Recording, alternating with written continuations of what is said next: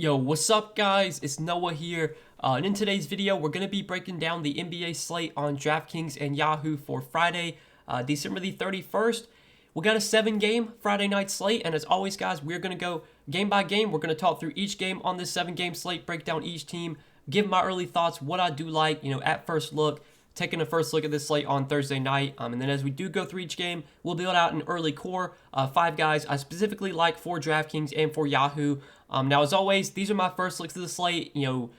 The picks I give out in this video these guys are not guaranteed to be in my lineup. I don't build my lineup based off this video. I pay attention to injury news. I'm always making changes to my lineup throughout the day. You always have to be ready to make changes with NBA, especially with COVID protocols right now. Guys are just getting ruled out all the time throughout the day. You never really know when a guy's going to get ruled out either. You have to pay attention to news. I do provide a lot more updated content on Patreon, so if you are interested in that, you can check that out. Link down below in the description. I have my full updated core plays posted there, usually an hour before lock each day. Also, I do my positional plays, my favorite plays at each position, my rankings, my top 20 plays of the day ranked in order of interest.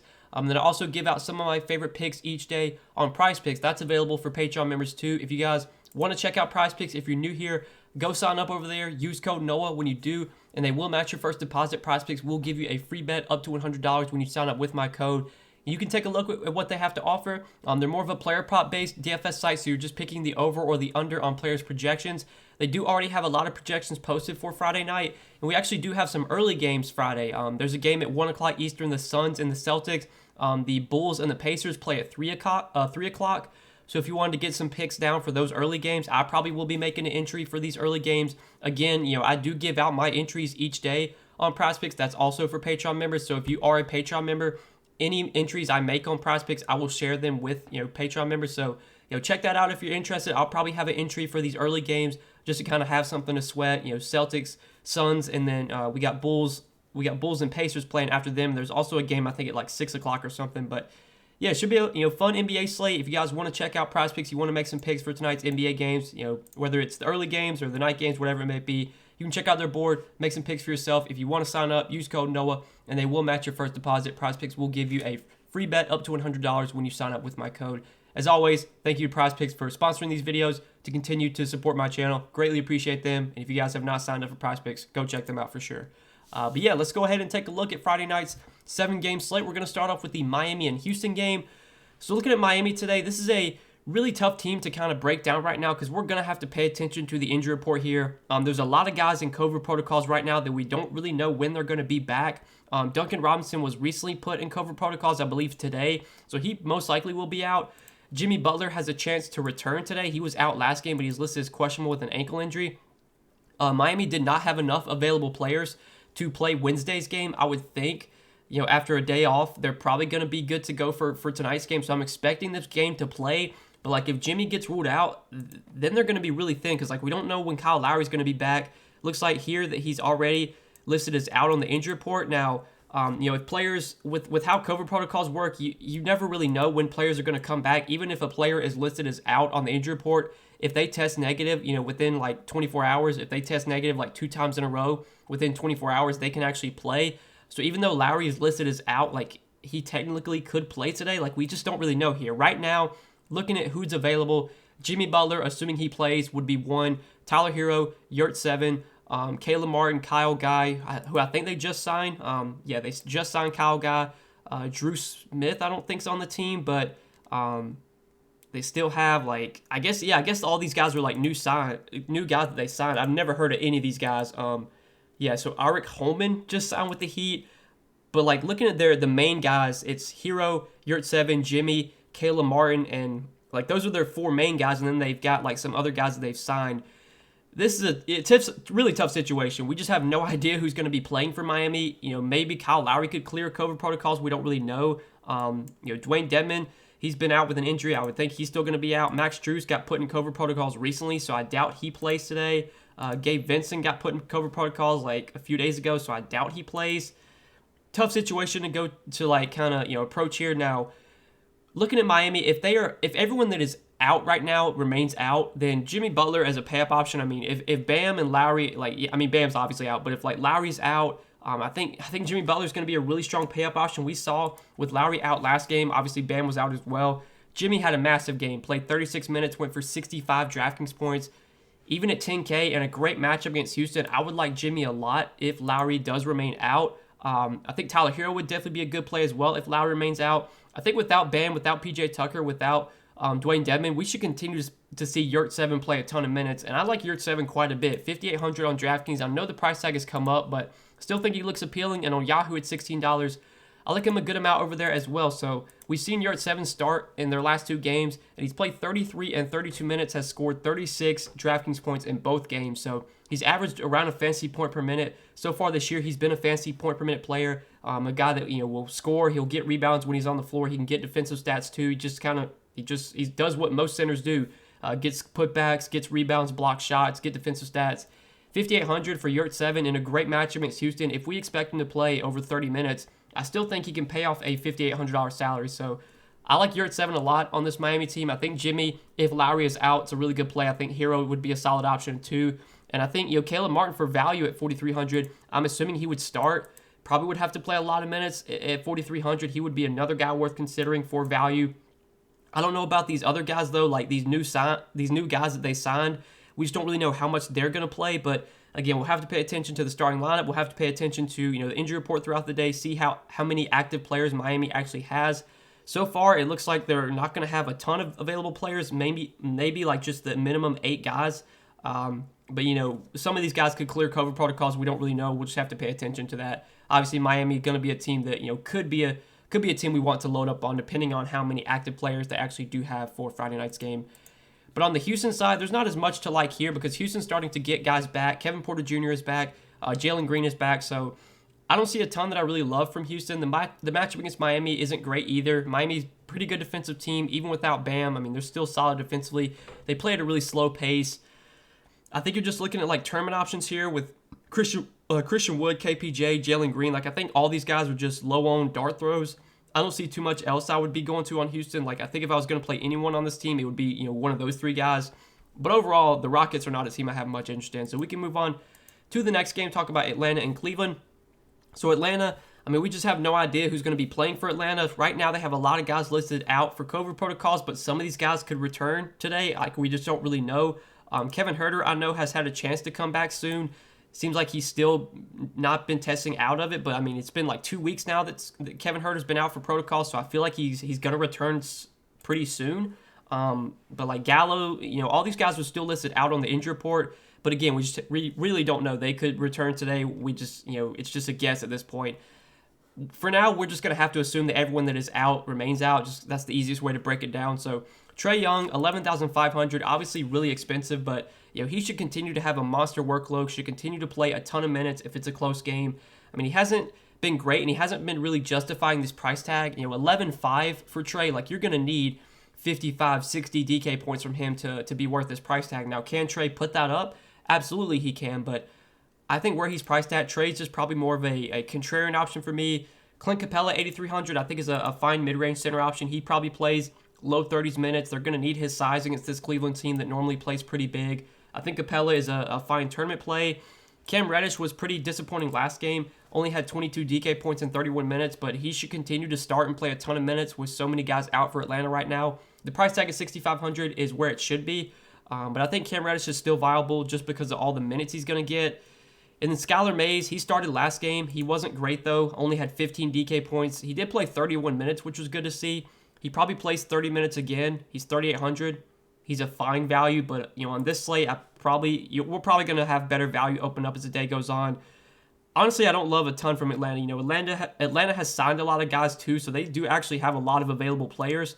Even though some of these guys aren't going to play a ton, I think they play enough to where it kind of takes away from enough from most of these Atlanta guys to where they're not like priorities they're not priority plays for me at their price tag. Like Trae's almost 12K, Capella's over 8K, Reddish is almost 7K.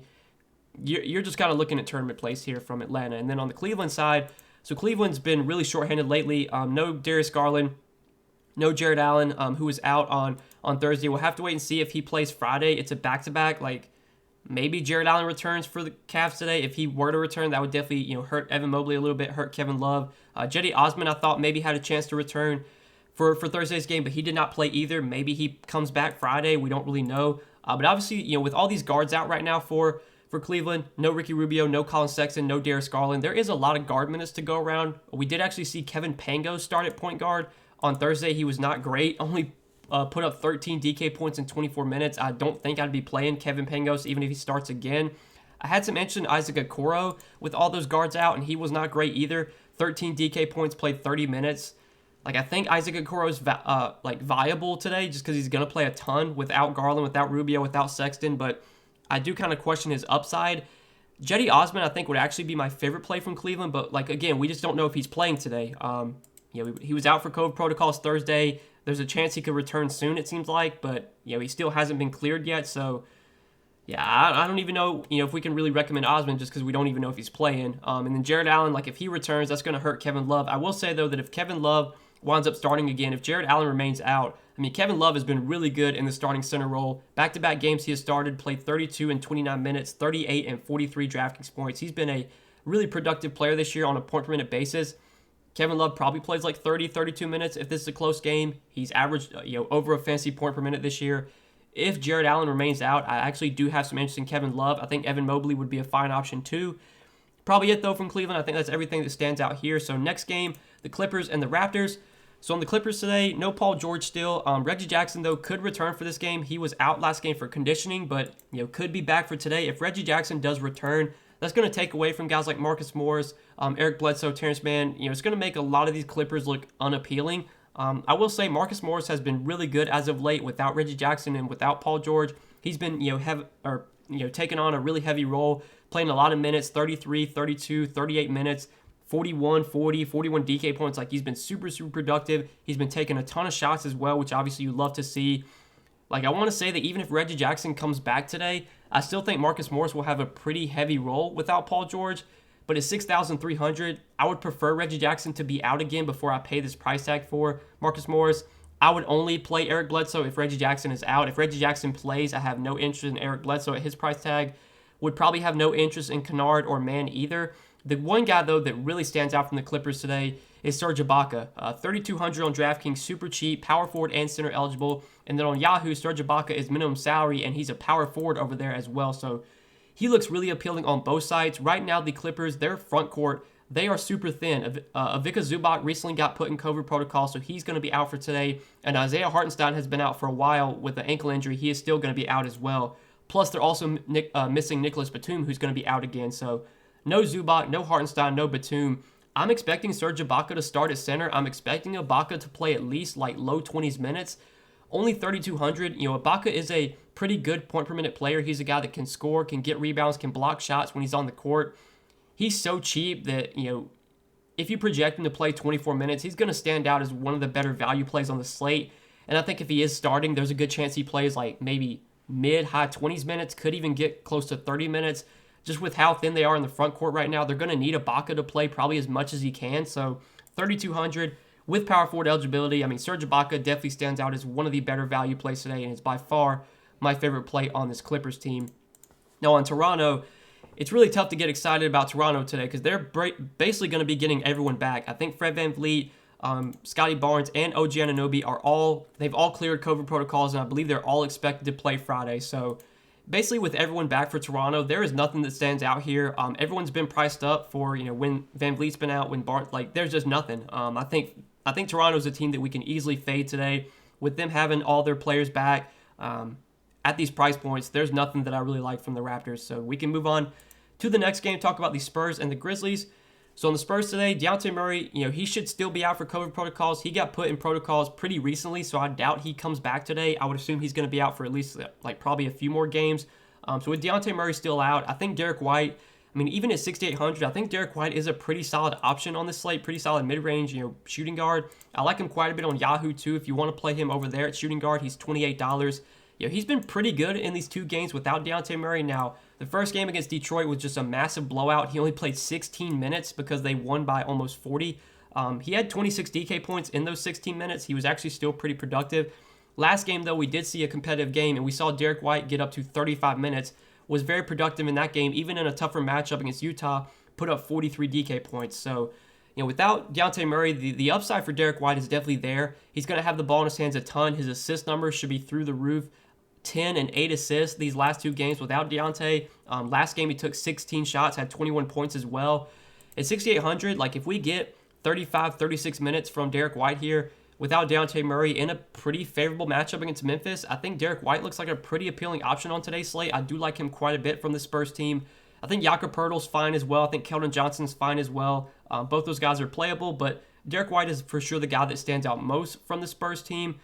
And that's probably it from San Antonio. Now on the Memphis side, so Ja Morant, he was someone that I had a lot of interest in last slate in a really good matchup against the Lakers. I think Ja Morant's someone we can definitely look to go back to. Obviously, the price tag went up to 9,600, so Ja is not nearly as appealing as he was last slate.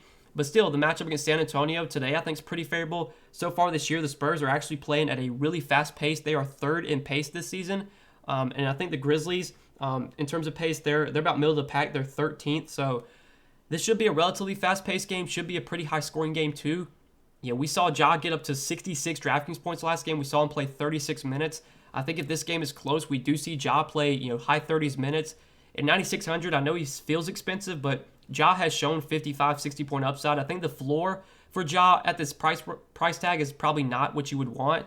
Like, I think Ja still has a pretty low floor for a $9,600 salary, but he definitely has the ceiling to pay off this price tag. So I still think Ja's in play. Desmond Bane and Triple J, I think, are just kind of tournament options at their price point. Kyle Anderson started last game in place of Conchar, played 30 minutes, but was really bad, only had 16 DraftKings points. He was actually kind of popular last slate. I think today nobody's going to play Kyle Anderson since he busted last slate and his price went up. If you want to go there, I think it's fine, but obviously not like a priority or anything. Really, Ja's the guy that stands out most from Memphis, in my opinion. So I think we can move on to the next game, talk about the Knicks and the Thunder. So the Knicks today, they're going to be missing a key guy. No Julius Randle for New York. Obviously, he's out for COVID protocols right now, so this is really big news. Getting Julius Randle out, that opens up a lot of usage because obviously Julius Randle is a high-usage player. He plays big minutes. Obviously, Derrick Rose is a high-usage player as well. He's also out too, so there's a lot of usage to go around, a lot of shots to go around. I want to say that Alec Burks, RJ Barrett, Kemba Walker, like these are going to be the guys that do soak up additional usage. Now, Alec Burks has been coming off the bench lately, but last game he did play 27 minutes and was really productive, had 49 DraftKings points. 7,300 is pretty expensive for Alec Burks if he's going to continue to come off the bench. Like, he's a really tough guy to play at this price tag. Maybe they change up the starting lineup, though. Burks did play really well last game. Kemba really struggled. We've seen Kemba play really well lately, but, he's kind of come back down to earth. Like, that's now 2 games in a row that Kemba has been really, really bad. 18 DK points, shot 3 for 11 against Minnesota last game, 1 for 5 in 20 minutes against Detroit, like just did not look good, only had 2 points. Kemba was on that stretch where he was just crushing for like 4 games in a row, and now the last 2 games he's been terrible. I don't know what to do here. Like Kemba, last game he basically got benched. He only played 20 minutes. Obviously, Thibodeau does not want to play Kemba, and we've kind of seen that. He basically took him out of the rotation. Does Kemba play big minutes today? I don't really know. I think it's all going to depend on how he's playing. I think he's a very risky option. I think the ceiling is still there. Like, I think Kemba, if he does play well, should play a ton of minutes if he is playing well. But if he doesn't play well, I mean, they'll go to Alec Burks, and they'll play Alec Burks a ton if Alec Burks is playing really well. So, tough situation here with the Knicks guards. I think both Burks and Walker offer upside, and I think there's going to be opportunity for both guys to do well without Julius Randle. But good luck picking which one it's going to be. I would be very surprised if both Burks and Walker have a really good game. I feel like it's either going to be one of the two. They're just kind of tournament plays. Evan Fournier is questionable. Even if he plays, I don't have much interest in him at 5,700. I think RJ Barrett at 5,600 without Julius Randle is a fine mid-range option. He should play relatively big minutes if this game's close. I think there'll be more opportunity for RJ Barrett to get some shots up. I think he's a viable option in the mid-range. Emmanuel Quickly coming off the bench, I probably wouldn't be going to. Obviously somebody's going to have to replace Randle in the starting lineup. I don't think it's going to be Quickly. I think it most likely will be Obi Toppin, who we'll talk about in a second. But Quickly played really well off the bench last game, got up to 35 minutes. Does he play 35 minutes again today? I have no idea. Probably not. But obviously, if Quickly does get those minutes, he could become viable. I still don't think he'd be a priority for me, though. Obi Toppin, though, I do want to talk about him. So 3,900 on DraftKings. He's really cheap. He's very cheap on Yahoo as well. He's another guy you could play at the power forward position for minimum salary. He is $10 on Yahoo. So without Julius Randle, I am expecting Obi Toppin to start. Obi Toppin has basically been like the direct backup for Julius Randle this year. So I'm expecting Toppin to slide into the starting lineup. I'm expecting him to play probably high 20s, low 30s minutes at least. 3,900 is really cheap for Obi Toppin if we expect him to play, close to 30 minutes. So far this year in terms of, his fantasy point per minute average, he's been a pretty decent point per minute player. He should get more usage and more opportunities as well without Julius Randle on the court. I know Julius Randle, for the most part, Toppin is Randle's backup, but I think there is some time. They have played some time on the floor this year. I think they did play some time on the floor last game together because Toppin played 22 minutes and Randle played, I think Randle played his normal like 30 minutes or whatever, or 26 minutes for Randle, so he didn't play nearly as much last game. But I know these guys have, been on the floor together at times this year. I think Obi Toppin at 3,900, if we expect him to start and play 30 minutes, he's going to project out as a pretty good value, especially in a good matchup against OKC. So I definitely like Obi Toppin as another power forward value that you can go to. If he doesn't wind up starting, if they go with somebody else, then I would probably be off of Obi Toppin, but I'm expecting him to start, which is going to make him project out as a pretty good value with Julius Randle out today. But we can move on to the next game, talk about OKC. So OKC, I think for me, it's going to all depend on if SGA plays or not. Currently, SGA is questionable. He was a late scratch last game. We saw with SGA out last game, Ty Jerome actually had a really, really good game, played 35 minutes, had 47 DraftKings points, just an unreal game from Ty Jerome. At 4K, I think Ty Jerome would be a pretty good value play today if SGA remains out. Just because Ty Jerome, we know, can be productive when he gets minutes. I don't expect him to score 47 DK points again, but I think if he does play low to mid 30s minutes, he's probably going to do enough to pay off this 4K salary. So I actually would like Ty Jerome quite a bit if SGA is out again. I think Aaron Wiggins would be viable too. He's been starting lately, been playing pretty good minutes, played 38 minutes last game. I would like him more if SGA is out, but I think, without Giddey, we should still see Aaron Wiggins in the starting lineup, which, at 3,800 is going to make him a solid value. It's probably it, though, from OKC. Like Lou Dort, I guess you could go to at 6K, but he feels priced probably where he should be. I think I'd rather go to these cheaper guys. I think these cheaper guys are pretty safe just because, obviously if OKC gets blown out here, I don't expect Lou Dort to play in a blowout, but I think Aaron Wiggins probably would still play in a blowout. I think Ty Jerome would still play in a blowout. So I feel pretty good about both those guys if SGA's out. Kendrick Williams got some minutes last game. Or actually, he didn't. I thought he played a decent amount last game, but he only played 7 minutes. Looks like he's questionable for today. It looks like he did get injured last game, okay, so that's why. So he got injured last game, only played 7 minutes. I would think if Kendrick Williams plays today, he should be a guy that benefits without SGA. Probably a riskier option since he would be coming back from an injury, but I guess he'd be viable.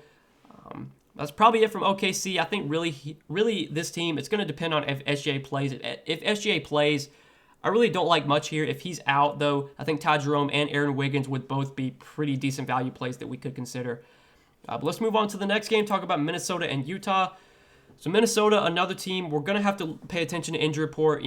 Right now, Cat and D'Angelo Russell are both in COVID protocols. They're listed as out, but we don't know when they're going to be back. Anthony Edwards has cleared COVID protocols, but he's questionable to play for conditioning reasons. So I'm expecting Ant to play. I think he was questionable for conditioning last game, and they held him out. So I'm expecting him to be back. So if Anthony Edwards is back, at 7,800, if there's no minutes limit on Anthony Edwards, he has massive upside here. Without Karl-Anthony Towns, without D'Angelo Russell, Ant should be the guy just getting all the usage, getting all the opportunity. He should play a lot of minutes if it's a close game. I think Ant would look pretty appealing today, assuming he's able to go. I think with him returning, that's going to take away from Patrick Beverley. It's going to take away from Malik Beasley, Jalen McDaniels. I don't think I'd have much interest in those guys now that Ant's back. Same with Vanderbilt. I think Vanderbilt has a chance to play today as well. If he plays, that definitely would take me off of McDaniels. And then the center situation. So with Cat still out, last game they went with Nathan Knight starting at center. Naz Reid played last game, but he came off the bench. I don't know what they're going to do here, if they're going to start Nathan Knight once again. If they do start Nathan Knight again at center, we've seen the last 2 games with him starting at center, 29 minutes, 25 minutes, 45, and 20 DraftKings points. He did foul out in 25 minutes last game. I don't know when exactly he fouled out there, but 3,800 for Nathan Knight. Obviously a really scary matchup going up against Gobert, but if Nathan Knight does start again at center, he's going to project out as a pretty good value play. If they wind up starting Naz Reid, then I think at 5,100, Naz Reid would look really appealing. Naz Reid, obviously, when he's been able to get minutes this year, has been productive. We saw him start last time they played Utah when Cat was out, 36 minutes, 37 DraftKings points. I would like Naz Reid a lot if he starts, but Really, it's all going to depend on starting lineup. I think that's going to dictate where I want to go. If they start Naz Reid, I like Naz Reid a lot. If they start Knight, I would like Knight quite a bit. Either one. I don't think they would start Greg Monroe, but Greg Monroe's been playing really well as well. He's been stuffing the stat sheet. He's always been a pretty good point per minute player. I don't think he would start, but yeah, I think that's probably it for Minnesota. Ant, if he plays today, I do like Ant quite a bit, and I think whoever starts at center is going to project out as a pretty good value play. But moving on to the Utah side, so on Utah, we actually do have some news here. So obviously Donovan Mitchell has been out the last few games, but he is going to be back today. But Mike Conley is out for rest. So Mike Conley is going to be out. Donovan Mitchell's back. With Mike Conley out, I mean, that basically benefits the guys that we expect to benefit. Mitchell, Clarkson, Ingles. Do want to mention that Joe Ingles is currently questionable. This is kind of important because obviously with Conley out, Ingles would be the guy that would start in place of Conley. I don't know what they would do with the starting lineup if Ingles sits as well. I don't think they would start Jordan Clarkson. I think they want to keep Clarkson off the bench. So maybe they would start like Trent Forrest or Mignet Anye. I don't really know. I would assume it probably would be like Forrest just because I don't think they want Clarkson in the starting lineup. I think they want to keep him off the bench. But definitely, like, if Ingles gets ruled out as well, I mean, Clarkson, even if he comes off the bench, would be forced to play a ton of minutes without Conley and without Ingles. He played 30 minutes last game without Mitchell, 35 DK points. The game before that, played 32 minutes, 43 DK points. He's been really good these last few games without Donovan Mitchell. Now that Mitchell's back, obviously that hurts Clarkson a little bit, but we still got to think that, now Mike Conley is out. So there's going to be more minutes available, more minutes for Clarkson to soak up. I still think he plays probably low 30s minutes. And at 6,300, I think Jordan Clarkson is definitely in play on the slate. I think Donovan Mitchell is in play as well with Conley out now. 9,700 is pretty expensive for Donovan Mitchell. I don't know if he's a guy that's going to really project well at this salary. I mean, you look at his game log, less than 50 Draftkings points in 10 straight games. But now without Conley, does that boost the ceiling for Mitchell? I think it does. I think he'll have the ball in his hands more. Maybe his assist numbers see a little bit of a boost without Conley. So I think Mitchell's definitely in play today, even at 9,700, even at a pretty expensive price tag. Rudy Gobert, I mean, this is definitely a good matchup for him going up against either Naz Reid or Nathan Knight, like whoever they roll out there at center. It's going to be a good spot for Gobert. We saw Gobert eat against this team when they just played, when Naz Reid started. He played 35 minutes, had 54 Draftkings points, obviously was able to crush 20 points, 17 rebounds, 2 assists, 4 blocks, and a steal as well. 9,500 is really expensive, but I think Gobert offers some upside here in what should be a pretty good matchup. It's probably it, though, for Utah. I do want to mention if Joe Ingles does play, I would expect him to start in place of Conley. I'd expect him to play probably 30, 32 minutes. He was really disappointing last game, but Joe Ingles should get the minutes, and he's only 4,300, so he would still be in play for me for value, assuming he's able to go today. But that's it for this game. We can move on to the last game of the night, the late night hammer, the Blazers and the Lakers. So this should be a pretty fun game for DFS. Should be a fun game to watch as well. We do have two pretty fast-paced teams going up against each other. So far this year, the Lakers, they are playing at the fastest pace in the league. The Blazers haven't been playing nearly as fast. They're 19th in pace, but this is a game that I think has a lot of shootout potential. We know these teams in the past when they have played, we've seen like some super high-scoring games. I know Dame in the past has had some really big games against the Lakers. Now, so far this year when they've played, they've only played one game this year. Dame wasn't great, just 43 DK points in 30 minutes, but now we got to think, no CJ McCollum, no use of Nurkic. Like, this is just a totally different situation for Dame right now. He's basically the entire offense. He's playing 35, 40 minutes a night. He's taking 25, 30 shots a night. The Lakers play really fast, so this is a game where I think Dame should be able to, get a ton of shot attempts up. There's going to be a ton of possessions. Just one of those matchups that sets up really well for Damian Lillard. So 10,900, a little bit cheaper than Trae Young, cheaper than some other guys we talked about. I do believe, he's the second most expensive stud on this slate, third most expensive stud behind Trae and LeBron. But Westbrook we haven't talked about yet, but I would definitely prefer Dame over Westbrook. Some other guys let's see. Jimmy versus Dame. I think I'd give the edge to Dame, but I definitely do like Jimmy. But give me Dame over Van Vliet, Mitchell, probably Morant, Gobert. I think Dame is one of the better pay-up options today. I like this matchup a lot for him against the Lakers. I think at 10-9 on DraftKings, he will for sure be in consideration for me, in my main lineup. On Yahoo, though, if you play over there, I think Damian Lillard, $38 on Yahoo. That really, really stands out. He's way, way too cheap on Yahoo. Love him over there. Even on DraftKings at 10-9, I think Dame looks pretty good here.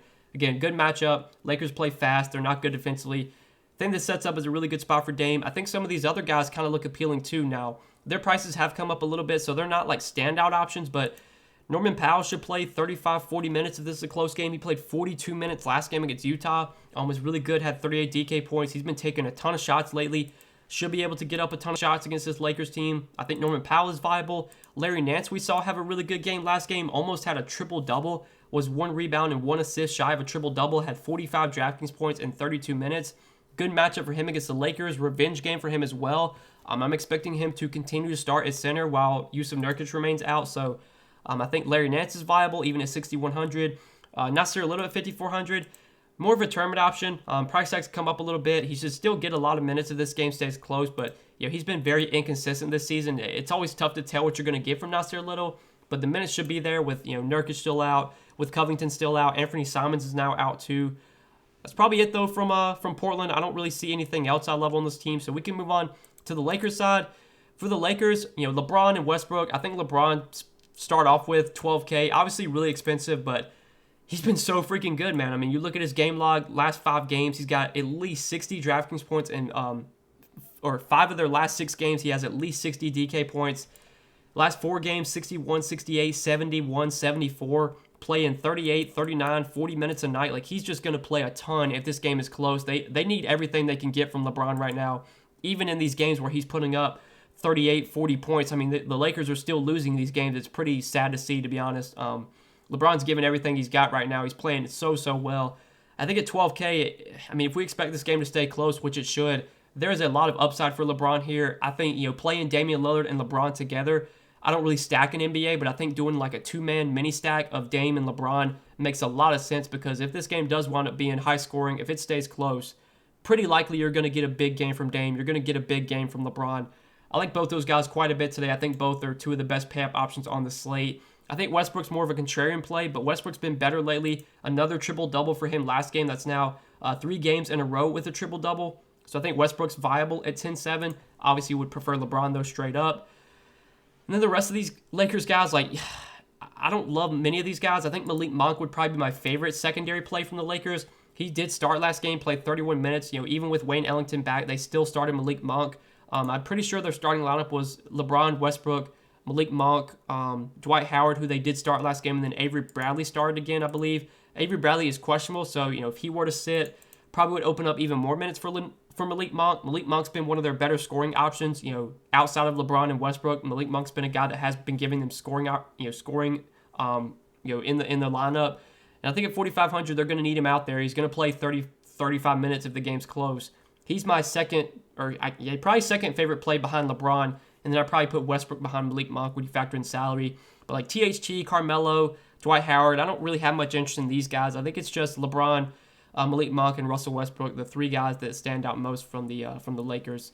But that's it for the Lakers, and I think that's it for Friday night's little 7-game slate. So hope you guys enjoyed this video. I appreciate you watching. If you did enjoy, please do hit the like button down below. Always appreciate the likes, guys. Hit the subscribe button as well if you have not yet. Go check out the sponsor of the video, PrizePicks. Go sign up for PrizePicks. Use code NOAH when you do, and they'll match your first deposit up to $100. You can check out their board for Friday night's NBA games. You can make some picks for these early games that we have. Again, we got the Suns and Celtics playing at 1 o'clock Eastern. We got the Bulls and the Bulls and the Pacers playing at 3 o'clock Eastern, so 2 early games on Friday. If you want to get some action down, some picks in for those games, you can do that. Obviously, you can make some picks for the night games too. They have other sports as well, college football, NFL. I know we got some big college football bowl games coming up this weekend, so if you want to make picks for those, you can check out their college football board. Again, though, if you want to sign up for PrizePicks, use code NOAH so you get that deposit bonus. And if you guys want some of my favorite picks each day on PrizePicks, along with the entries that I'm putting my own money on, that I'm playing myself, you can check out the Patreon, link down below in the description. I do give all my additional PrizePicks plays available to Patreon members, which you can check out, link down below. But good luck tonight, guys. Appreciate you watching the video. Hope you guys have a happy New Year. Obviously, it is New Year's Eve. Hope you guys stay safe. We'll still be live streaming even though it's New Year's Eve. I do have plans Friday night, but I will still be live. An hour before lock as always. I'll see you guys then. Though. Best of luck on the slate. We'll see you in the next video. Peace.